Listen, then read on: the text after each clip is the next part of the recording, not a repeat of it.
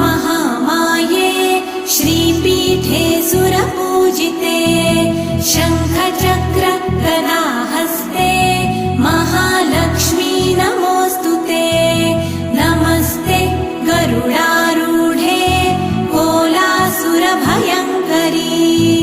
सर्वपाप हरे देवी महालक्ष्मी नमोऽस्तुते महादेव्यै च विद्महे विष्णुपत्न्यै च धीमहि तन्नो लक्ष्मी प्रचोदयात्।